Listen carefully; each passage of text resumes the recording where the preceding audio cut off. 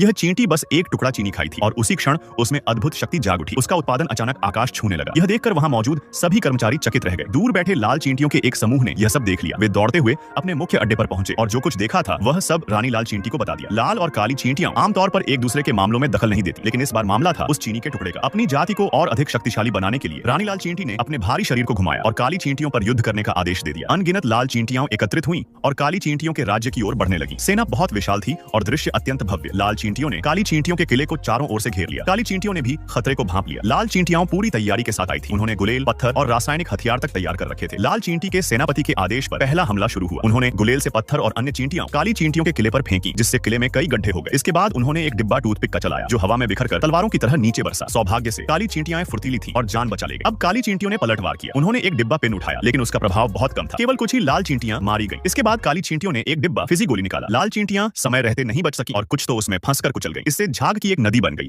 जो लाल चींटियों के हमले को रोकने लगी। काली चींटी की रानी ने तुरंत आपात बैठक बुलाई। इस लड़ाई में लाल चींटियां चीनी प्राप्त किए बिना शांत नहीं बैठेंगी, इसलिए काली सेना ने मिसाइल से जवाब देने का निर्णय लिया। उन्होंने एक डिब्बा माचिस और ढेर सारे फुलझड़ी रॉकेट जमा किए। इन्हें किले की दीवारों पर सावधानी से सजाया गया। लाल चींटियां अब देवदार के फल से किले का दरवाजा तोड़ने का प्रयास कर रही थी। लाल सेनापति ऊंचे स्वर में चिल्ला रहा था कि काली चींटियों का अंत अब निश्चित है। काली चींटियां घबरा गईं। उन्हें माचिस जलानी नहीं आती थी। तभी एक छोटी काली चींटी ने माचिस का डिब्बा खोला, जिसमें केवल एक तीली बची थी। सेनापति ने उसे माचिस के डिब्बे पर रगड़ा और तीली जल गई। लाल चींटियां डर के मारे पीछे हट गईं। इसके बाद सेनापति ने एक फुलझड़ी मिसाइल चलाई। वह हवा में लहराते हुए गई, जैसे कि लक्ष्य को ढूंढ रही हो, और लाल चींटी सेना के बीच में जाकर विस्फोट हो गया। कई लाल चींटियां मारी गई। काली सेना दूसरी मिसाइल जलाने ही वाली थी कि माचिस की तीली बुझ गई। लाल सेनापति ने देखा कि अब काले पक्ष की ओर कोई हलचल नहीं हो रही है। उसने अपनी सेना को आत्मघाती हमला करने का आदेश दे दिया। लाल चींटियां अब पूरी शक्ति से आक्रमण करने लगी। काली चींटियां संकट में फंस गईं। तभी एक लेडी बग को याद आया कि जंगल में एक और माचिस का डिब्बा है। उसने यह बात काली सेनापति को बताई। फिर उन्होंने 100 रुपए का नोट लिया और उसे मोड़कर एक कागज का हवाई जहाज बना दिया। लेडी बग उस पर बैठकर उड़ चली। लाल चींटियां उस पर कीटनाशक छिड़कने लगी, लेकिन वह बड़ी आसानी से उनसे बचकर निकल गई। जैसे ही वह नीचे उतरने लगी, लेडी बग ने अपने पंख फैलाए और फिर से उड़ गई। काली चींटियां उसकी उड़ान को निहारती रहीं। उन्हें आशा थी कि वह जल्दी वापस लौटेगी। लेडी बग पहाड़ और नदियां पार कर आखिरकार माचिस तक पहुंच गई। उधर लाल सेना अब भी हमला कर रही थी। काला किला लगभग पूरी तरह नष्ट हो चुका था। बहुत संघर्ष और कठिनाइयों के बाद लेडी बग माचिस लेकर लौट आई। अब काली चींटियों की आशा फिर से जाग उठी। उन्होंने तुरंत माचिस जलाकर सभी मिसाइलें एक साथ दाग दी। लाल चींटियां समझ गईं कि अब उनका अंत निश्चित है। मिसाइलें रॉकेट की तरह उड़ती रहीं और लाल चींटी सेना के बीच जाकर जोरदार धमाका करती रहीं।